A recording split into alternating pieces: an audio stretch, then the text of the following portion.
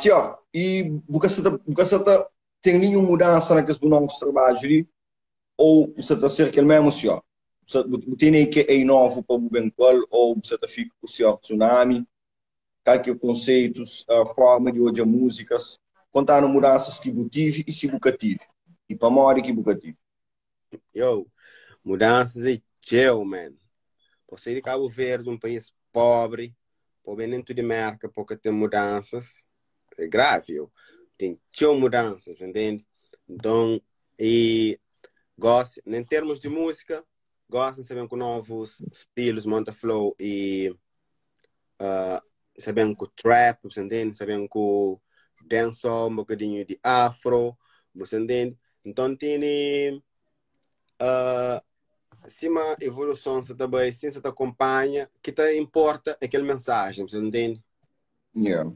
É só aquela. E você também, MCO, que muda nome, e então, estilo de música, sim, você tá muda teu, e também mensagem. Para uma hora, começa a fazer rap, não também sempre, na maioria de malta, você começa com aquela atitude, mostra-me ele é mais bom, mostra-me mais fraco, aquele que lá.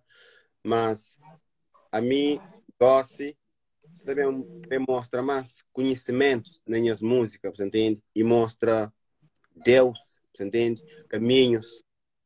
E então, aquela, praticamente, a base de mensagem é aquela que engrandeça conhecimento e estilo de vida. E quando que estava na Civil, a fazer tinha músicas de saudade, de que ele queria manter as famílias da América. Então gosto que ele com as famílias. Então fazia tinha música de, por exemplo, saudade de Civil, você entende?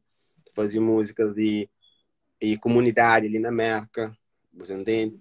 Que é totalmente diferente daquele que está Percy na rede. Entende? Yeah. Campeão, campeão, campeão.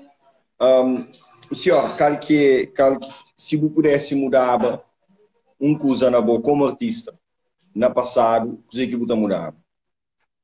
Uh, eu demorava muita coisa, eu. Mudava maneira de pensar, maneira de rap, maneira de viver, você entende? Aquele que gosta ali, você tá tenta trazer nas minhas músicas, para pôr maltas, pensa diferente de que minha pensava na passado, você entende? E na não tá começa, aqui não tá começa rap, não tá começa com muita competição, que eu seria o único que tá, eu não tá começa com coba ou com outro nem com coba, tá começa com manda boca só para chamar atenção, você entende?